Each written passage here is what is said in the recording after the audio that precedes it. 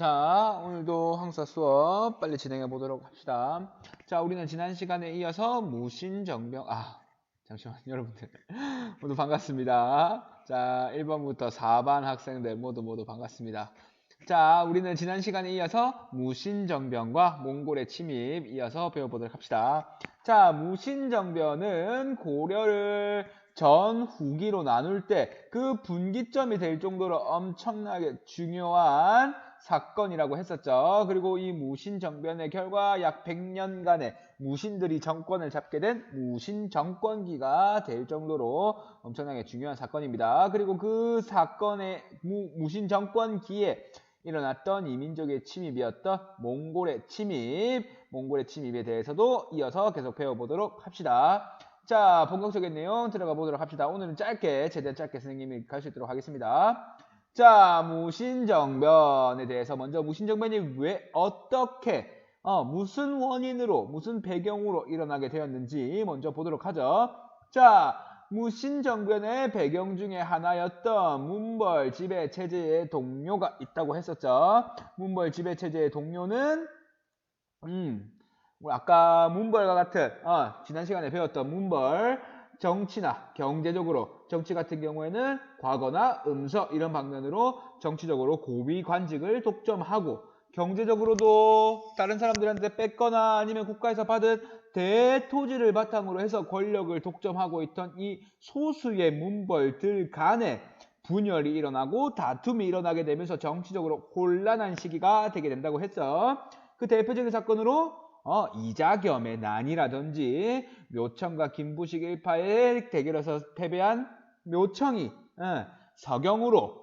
서경이 평양이에요. 서경으로 수도를 옮기고 스스로 황제를 칭했던 묘청의 서경천도 운동이 가장 대표적인 문벌 지배가 동료 흔들리고 있다는 걸 알 수 있는 그런 사건들이었습니다. 어쨌든 당시 지배층들의 정치적 투쟁으로 인해서 그들의 정쟁으로 정치가 혼란했던 정치 혼란의 시대가 무신정변의 계기가 될 수 있었던 거였다. 말이 좀 이상한데 어쨌든 이런 정치적 혼란으로 인해서 무신정변이 일어나게 되었다라는 게 첫 번째 원인이었고, 두 번째 원인은 무신에 대한 차별.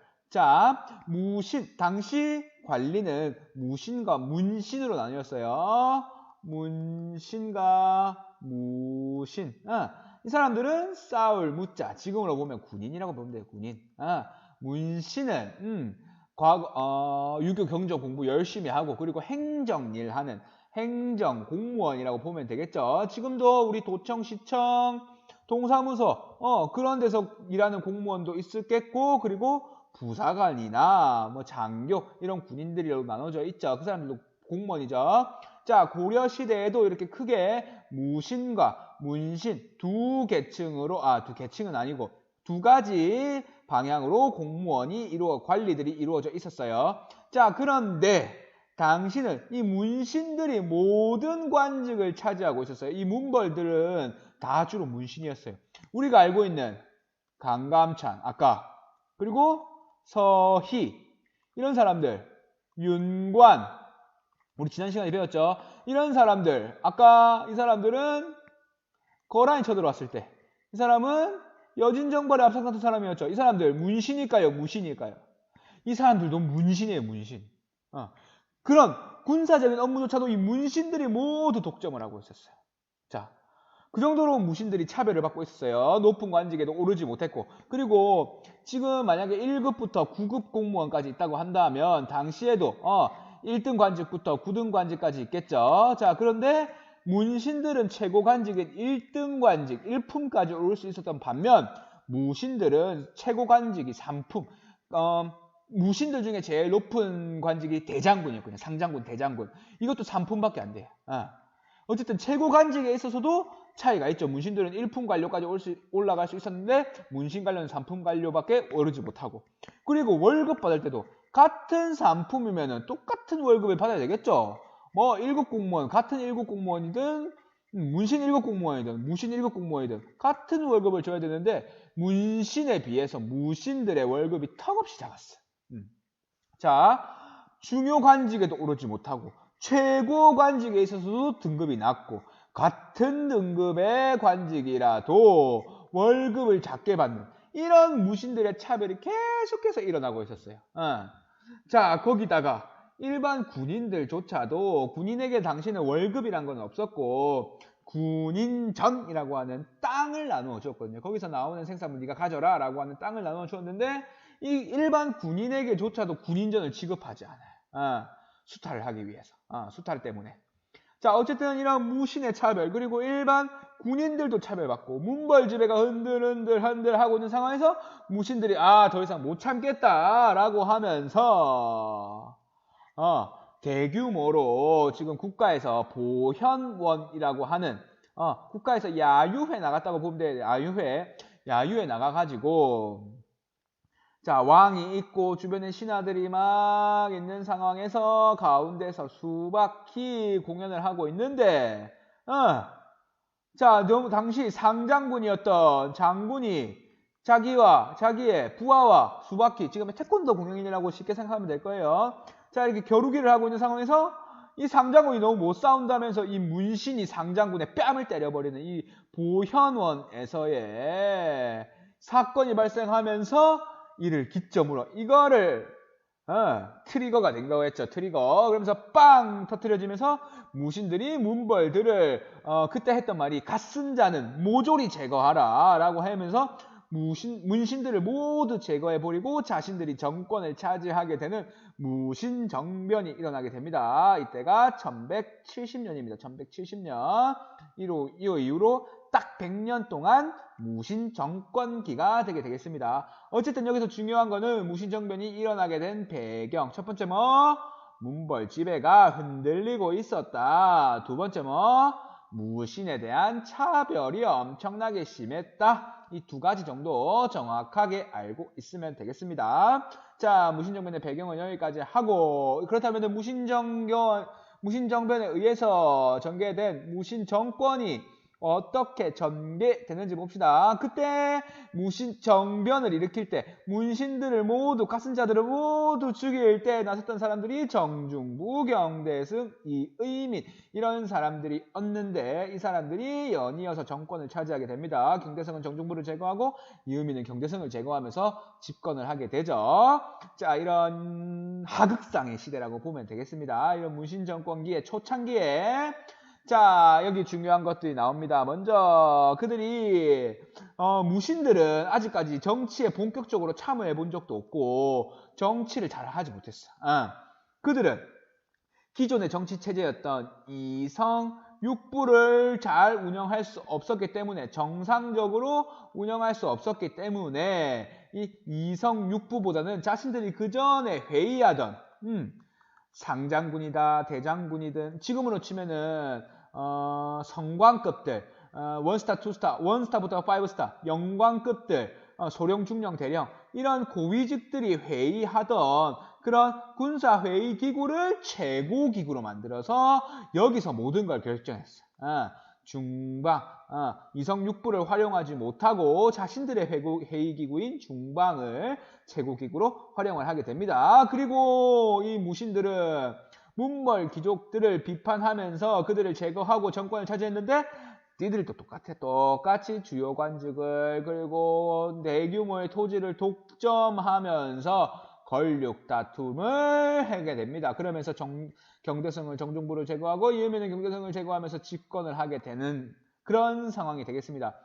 주요 경제력 같은 경우에는 자, 만약에 이 정도의 땅이 있으면 여기 산이 있고 여기 강이 있고 한다면 개인들이 가진 땅은 여기에 땅 이렇게 나누어서 개인들의 땅들이 있겠죠. 논들이 있겠죠. 논들이 막 있을 건데 이 당시는 이 무신들이 얼마나 토지를 많이 가졌으면은 당신의 무신들이 가지고 있던 땅을 산천을 경계로 이들은 땅을 가지고 있었다. 지금처럼 요만큼 집 앞에 밭대기 가지고 있는 게 아니라 산과 강을 경계로 땅을 가지고 있을 정도로 엄청나게 많은 땅을 가지고 있었어요. 그들이 가지고 있던 땅을 농장이라고 할 정도로 대규모 농장을 가지고 있었어요. 얘들은.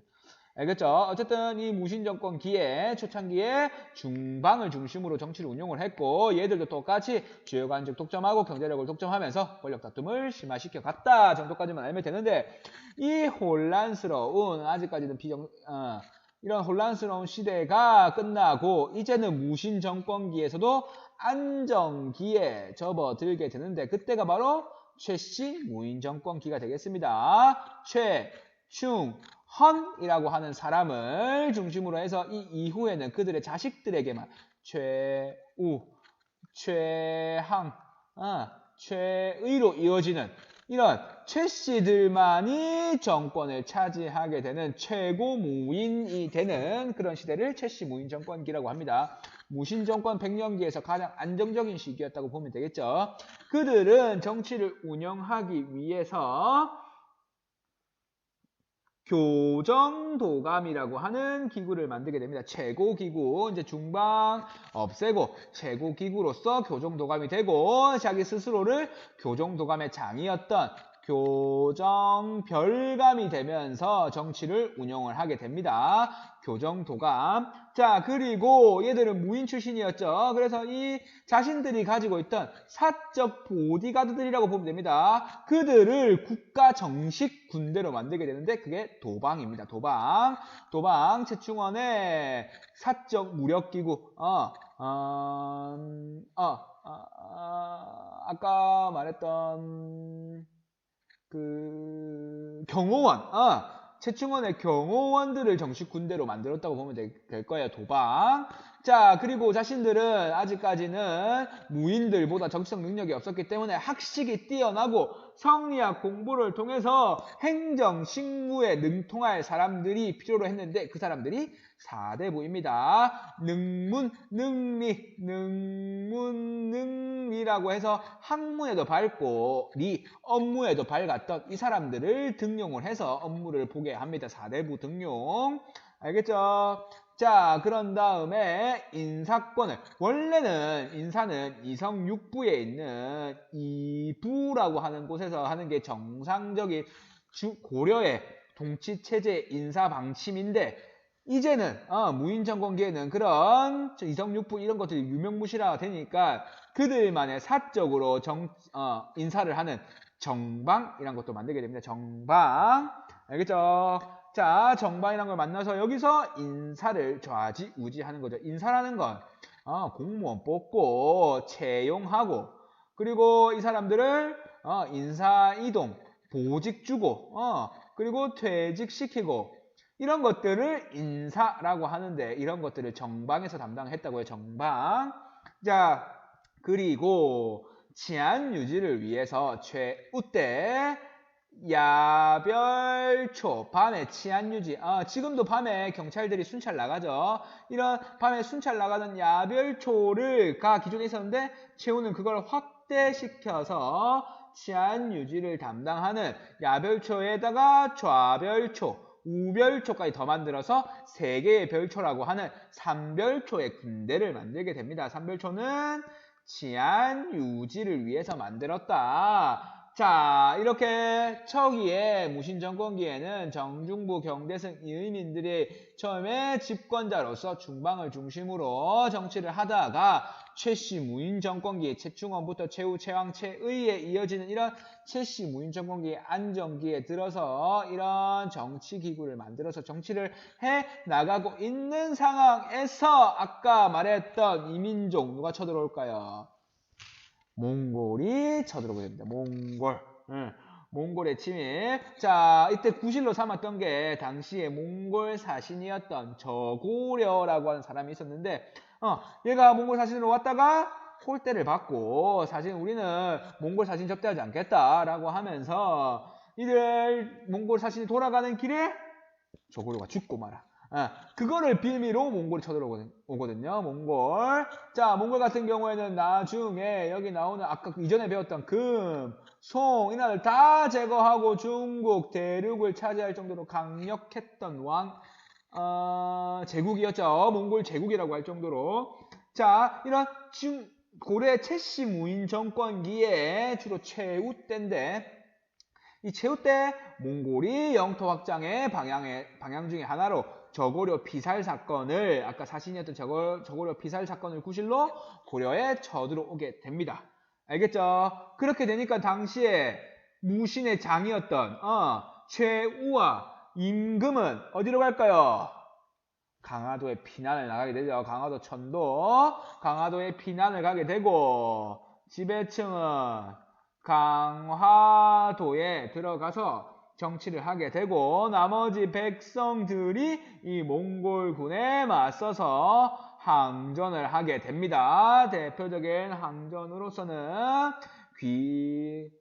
충주성 전투, 그리고 처인성 전투, 용인 지역의 요인, 그리고 충주 지역에 있었던 이러한 용인성 전투, 충주성 전투에서 백성들이 끝까지 항전을 하게 됩니다. 그리고 지배층 같은 경우에는 강화도로 들어가게 되는 거죠. 자, 하지만 당시 너무 강력했던 제국이었던 몽골의 공격에 대해서 이렇게 저항을 하지만 결국에 막지 못하고 항복을 하게 되죠. 당시에 왕이 태정광경 서문 현덕정문순환 수계인이 명신의 강고 원종이 당시에 임금이었던 원종은 당시 몽고의 왕이었던 세조에게 황제로 모시겠다라고 하면서 항복을 하게 됩니다. 자, 그거에 대해서 이전에 최후 때 만들어진 삼별초는 끝까지 저항을 하게 되면서 이게 파란색이 삼별초의 저항이거든요. 삼별초는 끝까지 강화도에서 벗어나서 끝까지 저항을 해서 진도까지 옮기고 일부 지역은 나주까지 끝까지 몽골에 항전을 하고 마지막에 탐라 지역 제주도까지 도망을 가면서까지 항전을 하게 되지만 결국에 모두 몽골에 의해서 진압이 되기도 합니다. 삼별초의 항전이 이 몽골의 침입에 대해서는 좀 중요하겠죠. 알겠죠? 자, 그런 다음에 당시 원종은 항복을 한 다음에 다시 개경으로 환도를 하게 됩니다. 그러면서 무신 정권이 끝나게 되는 거죠. 그 전까지는 무신 정권기 1170년부터 1270년까지 약 100년의 무신 정권기라고 했죠. 알겠죠? 몽골의 침입에 대해서 대몽 항쟁에 대해서 배웠습니다. 대표적인 전투, 처인성 전투, 충주성 전투만 알면 되겠습니다. 그리고 삼별초가 끝까지 항전했죠. 어디로 도망가면서 진도나 탐라, 제주도까지 도망을 가면서까지 항전을 했다 정도까지 보면 되겠고, 그때 항복을 하면서 약속했던 게 이제 바로 여기에 이건 나중에 배울 거고 나중에 배울 건데 이후로는 우리가 원의 간섭을 받게 됩니다. 간섭. 그래서 대몽항쟁기 이후를 원간섭기라고 하는데 이 원간섭기에 대해서는 좀 이따 자세하게 또 배워보도록 합시다. 어쨌든 중요 몽골의 침입, 대몽항쟁기의 중요한 사항들 배웠습니다. 알겠죠? 이런 것들 중요하다고 했죠? 자, 넘어갑시다. 그렇다면은 무신정권기에 1170년부터 1270년 동안 자, 농민과 천민의 저항이 엄청나게 막심했는데 왜 그러냐? 아까 말했죠. 무신들이 산천을 경계로 할 정도로 엄청나게 넓은 농장을 가지고 백성들을 수탈하고 백성들의 토지 뺏고 이걸 점탈이라고 하거든요. 점탈. 자기들 마음대로 내 땅이라고 점하고 그리고 뺏을 탈자잖아요. 이런 토지를 뺏는 이런 무신들의 농장 확대에 더불어서 수탈, 세금, 엄청나게 고율의 세금을 수치를 하게 됩니다. 원래 태조 왕건이 국가를 만들 때 백성들에게 걷는 세금은 생산량의 10분의 1만 거두라고 하는데 지금 절반 이상을 세금으로 거둘 정도로 엄청나게 수탈을 많이 해 나가게 됩니다.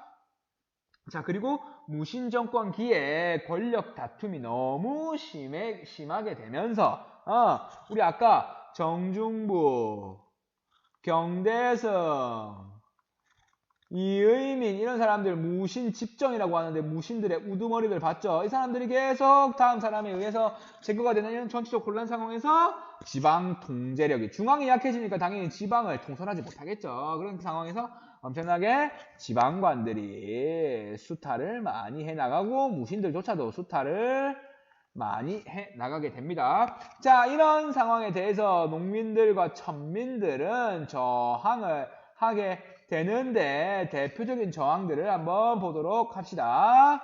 자, 대표적인 저항 여기 있는 고려의 개경의 만적의 난 제일 중요한 공주 명악소라고 하는 지역에 망이 망소이의 난 대표적인 난들입니다. 이거 보면은 무신정권기에 있었던 농민, 청민, 봉기 중에 하나구나. 이름 정도만 기억하면 되겠습니다. 만적의 난, 망이 망소이의 난. 자, 그리고 여기 김삼이 효심의 난 이런 거 많이 나옵니다. 효심의 난, 김삼이와 효심.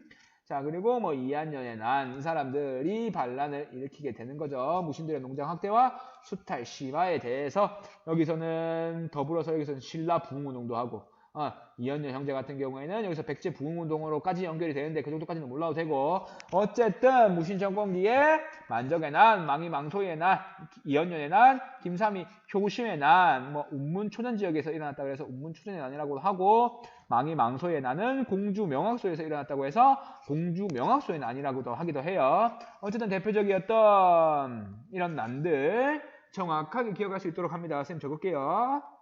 망이 망소이의 난 어디?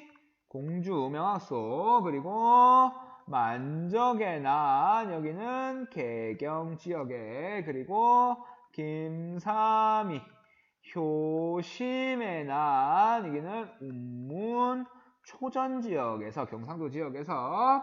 자, 그리고 전라도 지역에서는 이연년의 난 이런 것들이 다 무신들의 이런 수탈에 대해서 했던 저항들이다 정도까지만 알면 되겠습니다. 알겠죠? 이 시기 정확하게 알아두세요. 연도를 외우라는 게 아니고 이게 무신 정권기였다는 거 정도만 알면 되겠습니다. 자, 다음으로 넘어가겠습니다. 자, 아까 대몽항쟁의 결과 우리는 어떻게 했다 그랬죠? 항복을 했다고 했어요. 그래서 강화도에서 다시 개경으로 환도, 수도를 다시 옮긴다, 돌아간다 라고 하면서 환도를 하면서 우리는 원의 간섭을 받는 원간섭기에 들어가게 됩니다. 오늘은 이 원간섭기 조금만 하고 마치도록 할게요. 자, 원간섭기가 뭐냐? 원이 우리 내정을 간섭, 우리 내부적인 정치를 하는 것에 대해서까지 간섭을 하기 시작해요. 자, 그래서 고려는 너희는 독립국이다.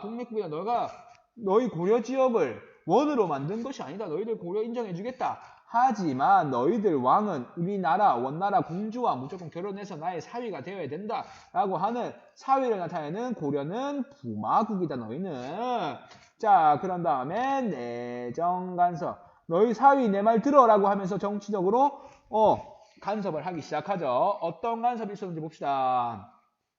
자, 왕실 호칭, 관청의 명칭 격화. 우리 이전에 중국만 황제 칭하는 거 아니다. 우리도 독자적으로 하느님의 아들이다 라고 하는 고려의 해동천하라고 하는 독자적 세계관이 있다고 했죠. 고려에서는. 자, 그래서 고려 같은 경우에는 스스로 황제를 칭하고 황제국 체제를 갖추게 됩니다. 이성육부 같은 경우에 싹 다 이런 것들도 다 황제들만 가질 수 있는 체제들이었거든요. 자, 이런 것들 다 격화시켜버려요. 너희들이 무슨 황제냐? 너희들은 그냥 일개 우리 신하국일 뿐이다 라고 하면서 격화를 시키죠. 어떤 게 쓰는지 봅시다. 여기 원래 쓰는 거면은 황제 시효라고 해서 무슨 종을 썼어요. 대표적으로 태조, 우리 배웠죠. 광종, 성종, 이런 애들, 조종, 황제들만 쓸 수 있는 이런 시호를 썼어요. 시호. 왕이 죽고 나서 붙이는 명칭인데 시호. 자, 그런데 이제는 그런 태조, 광종, 성종 이런 거 쓰지 마. 이런 건 중국에서만 쓸 수 있어. 너희들은 이거보다 한 단계 낮은 왕이라고 써. 그리고 그 앞에 우리 몽골에 충성하겠다는 말에서 충이라는 말 반드시 붙여. 그러면서 이후에 등장하는 충렬왕, 충성왕 이런 왕들의 명칭도 이런 이름으로 붙이게 됩니다. 자, 그리고 왕이 스스로 자기를 부를 때 짐이 명령하기를 이렇게 짐이란 말을 썼어요. 이거는 황제만 쓸 수 있는 거예요. 자, 그런데 이제는 이런 말 못 쓰고 이제부터는 고는 명령하겠다 이렇게 하면서 황제가 쓸 수 있는 모든 것들 없애버려. 그리고 신하들도 황제를 부를 때 폐하라고 했는데 이런 말 못 쓰고 이제는 전하라고 써야 되고 왕의 아들도 태자전하가 아니라 세자전하라고 해야 되는 이제는 이전에 쓰던 황제국에서의 황실, 호칭, 관청, 명칭 이런 거 싹 다 없애고 이제는 왕의 체제, 신하의 체제, 황제보다 낮은 왕의 이름으로 격화를 시켜버립니다. 그리고 우리 지역을 자기 마음대로 통치하고 거기서 나오는 거 뺏기 위해서 여기 나오는 쌍성총관부, 통령부, 탐라총관부를 설치하게 됩니다. 자, 이런 자기들의 지역을 설치를 함을 통해서 우리의 지방 통제까지 약화시키고 그리고 정동행성이라고 하는 관청을 만들어서 개경에 정동행성이 뭐냐고 행성이 몽골 원의 지방 행정 조직이거든요. 행정 조직. 우리의 도, 시, 구, 군이라고 보면 될 거예요. 이런 행성인데 이거를 개경에 만든 거예요. 동쪽을 정벌하기 위해서 만들었던 행성이라고 하는 이거를 우리 고려 지역에 설치를 하게 됩니다. 쌍성총관부, 동령부, 탕남총관부 지역을 차지하기 위해서 설치하고 우리 지역을 차지하기 위해서 정동행성까지 개경에 설치를 하게 되죠. 그리고 너희들 매년 군대를 위해서 남자 보내고 그리고 각 지역에서 나오는 특산물 이런 너희 고려 지역에서 유명한 매, 청자 이런 거 보내라. 그리고 여자들 이런 사람들도 다 보내라 라고 하면서 이런 것들을 요구하기 시작하죠. 정치적으로도 사회적으로도 경제적으로도 모두 자기들의 말을 듣고 명령에 따르라는 이게 뭐 독립국이라고 말했지만 독립국이 아니죠. 그냥 속국이라고 보면 되겠죠. 그 정도로 할 정도로 내정 간섭이 심했어요. 자, 근데 이 내정 간섭을 하는 몽골의 편에 붙어서 이들 말을 번역하고 통역해주고 그와 혼인을 통해서 몽골 사람하고 결혼을 통해서 권력을 잡은 사람들인데 그들이 바로 여기 나오는 중요한 사람들입니다.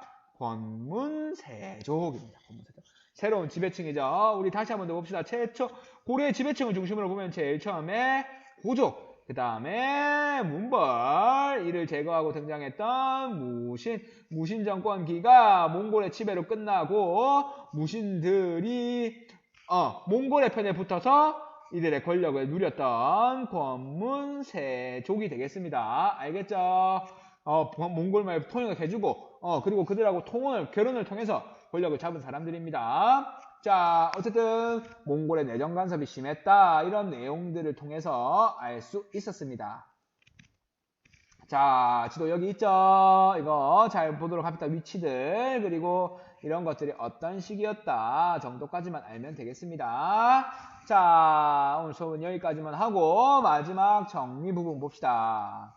자, 교정도가 어느 시기 무신 정권기에서 최씨 무인 정권기에 만든 겁니다. 그 중에서 최중원이 만들었는데 이거 몰라도 되고 교정도감이라고 하는 최고관청을 만들어서 이 최고관청의 우두머리가 교정별감인데 이 최씨들이 연이어서 교정별감을 하면서 통치를 하게 됩니다. 이 무신정권기에도 왕은 있었어요. 그 밑에 무인집정이라고 하는 최고 집정들이 통치를 농단을 했다고 해서 무신정권기라고 하는 거예요. 자, 교정도감은 여기까지 최고 정치결정기구 교정도감. 그 다음에 삼별초 최씨 무인정권기에 최우가 기존의 치안을 위해서 경찰을 업무를 담당했던 야별초를 확대해서 여기에 좌별초, 우별초를 더해서 만든 게 삼별초였는데 얘들이 정식 군대가 되면서 중요한 거는 누가 쳐들어왔을 때 몽골이 쳐들어왔을 때 끝까지 항전했다. 당시 야별초 대장이었던 배중손, 뭐 김통정 이런 애들이 있었는데 얘들이 진도 도망가고 끝까지 항전하다가 또 안 되니까 제주도로까지 탐라까지 도망을 가면서까지 항전을 했다 정도까지만 알면 되겠고 이 무신 정권기에 그들이 똑같이 문벌이랑 똑같이 정치적으로 고위 독점하고 경제적으로도 대규모 토지 병탈 토지 점탈을 통해서 대규모 농장을 차지하게 되니까 수탈이 심해지니까 각 지역에서 농민, 천민의 반란이 일어나는데 대표적으로 망이, 망소이의 난이 있다. 어느 지역? 공주, 뭐 만정의 난이든 이연년의 난이든 김삼이, 효심의 난이든 이런 농민 반란, 농민, 천민 반란들이 많이 일어났다. 정도까지만 알면 되겠습니다. 마지막으로 정동행성 누가 만들었다? 몽골이. 왜? 우리 내정간섭 하려고 만들었다. 정동행성 키워드들 오늘 배운 키워드들 정확하게 파악할 수 있도록 합시다. 알겠죠? 자 오늘은 지난 시간보다 좀 빨리 마칠게요. 자 모두들 수고 많았습니다. 오늘 수업 여기까지 하겠습니다. 다음 시간에는 고려 말에 이 고려의 원에 의한 내정간섭을 벗어나기 위해서 노력했다. 공민 왕을 중심으로 고려 말 상황에 대해서 배워보도록 합시다. 나중에 조선으로 넘어가게 되는 다리 역할을 하게 되는데 이 부분에 대해서 배워보도록 할 겁니다. 알겠죠? 모두들 수고 많았습니다. 오늘 수업 여기까지 할게요.